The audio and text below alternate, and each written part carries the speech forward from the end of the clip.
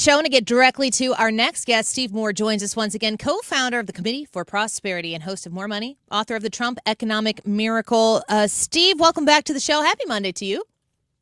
Hi, Annie. Good to be with you. And I was listening to what you were saying about Fauci and the catastrophe that happened in our country back in 2020. And it's important, people are, now everyone, Fauci was a fraud and a scoundrel, but there were other people who were involved in this, including Doris Burke. Remember, she was on the stage with Trump all the time, and she also was a big advocate of the lockdowns and shutting down schools. And now she's acting, I didn't know that Anthony Fauci was doing this or that. Come on, she was Bonnie and he was Clyde. Okay? Yeah, and so we need to drag her in front of the committee and see if she takes the Fifth Amendment. But I think that there's an important lesson here that we can never allow the government to do something as unconstitutional as shutting down our businesses and our schools and our churches. That was really one of the greatest abuses of power in American history, and we're paying a very hefty price for that even to this day with the lost education to our kids. But, also I want to make sure that people understand that, what's the left's favorite saying over the last 10 years? Follow the science, follow the science, follow the science. Well, they lied about climate change, right? They completely, overestimated by, quadruple the amount of the impact of so-called climate change. They said that fracking, remember what they said about fracking, Annie? Oh, my God, we're going to have earthquakes. We're going to pollute all the water. No, we've actually done fracking. We've increased the economy by $5 trillion, and there haven't been earthquakes, and they're still drinking the water in West Virginia. And so they lie. They lie about the data, and then they call it science. And so we need to, as citizens, really question what they're telling us in Washington because so often it's false. We're speaking with Steve Moore right now, and I wanted to ask you that question for you to quantify what did our government do economically during COVID? Of course, downstream from the advice from Dr. Fauci, which unfortunately we couldn't read his diary then because maybe we would have made some different decisions because he certainly was.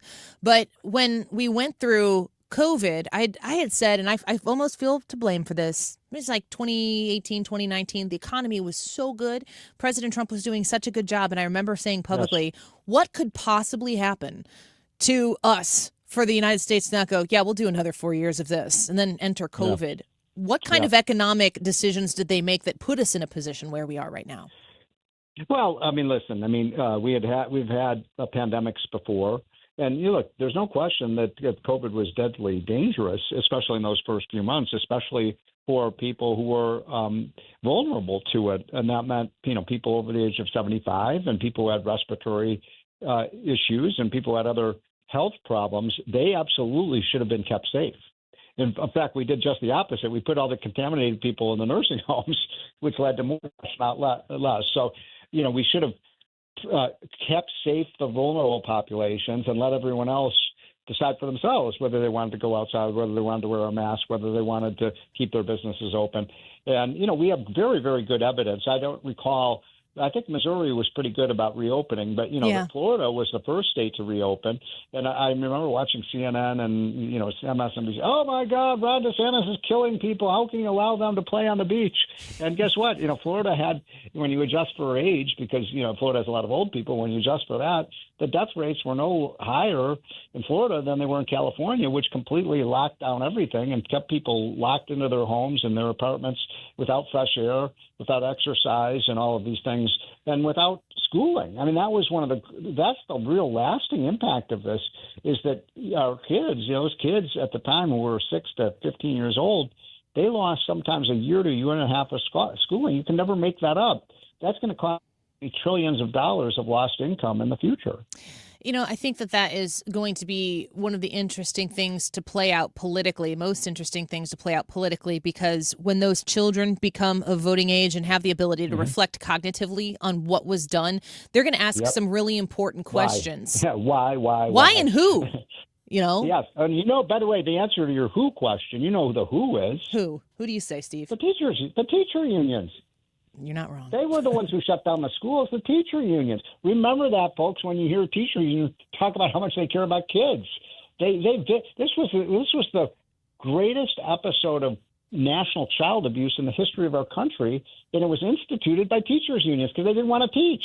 And my feeling is like, if you don't want to, we'll find other people to do it. There are plenty of mothers or parents who would have gone in front of the kids and taught them. You don't have to have NEA members doing it, and yet they shut down everything, and our kids really suffered from that. And by the way, the rich kids, I mean, this is the irony. Wealthy kids had tutors, or they had other alternatives, or they had pods of parents that would keep them educated. The people really suffered were the lowest income people, the blacks and the Hispanics, who didn't have a chance to do that. And these are the same people who say how much they care about low income people. No, they don't. Yeah.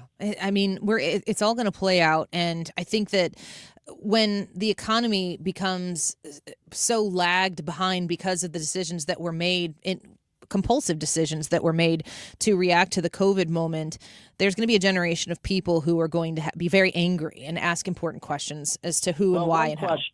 One question that you sort of implied is, did they shut down the economy because Trump was in the White House and this was the way to change? I mean, they also very conveniently changed all the voting rules, right, Ann? Yes. Annie? Yes. Yeah. So if we had the conventional voting rules where you have to go to the voting booth and so on, Trump would have won. And I don't want to get into this argument who won the election.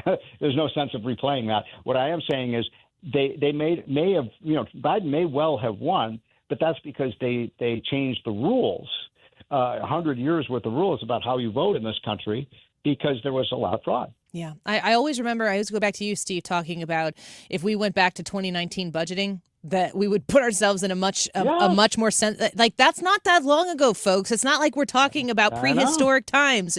We should all be able to remember that. Steve, thank you for being with us today. Thanks for making the time. Always like to talk to you. Have a great week ahead. You too. Bye-bye. He is with the Committee to UnleashProsperity.com, and I encourage you to get the hotline from that website. It gives you bullet points of the biggest stories that are out there today and the Committee for Prosperity's take on it. I appreciate reading it. You would too. Steve Moore with us here on the Annie Frey Show. Let's take a break. When we come back, we're going to connect with Dustin Grage. Now, he is, of course, a Minnesota-based columnist with Town Hall, and he's been on our show many times to talk about things that were going on in Minneapolis, in Minnesota, the corruption, the fraud that seems like ground zero is really there in Minnesota. But there was something else happening in Minnesota this past weekend. There was a rally to support Sophie Cunningham because she had that wild idea to say out loud to everyone with a smile on her face that she loves everyone and she thinks that biological boys should not be playing in girls' sports. And it's so contentious that the rally that they had for Sophie Cunningham, it drew quite a few counter protesters.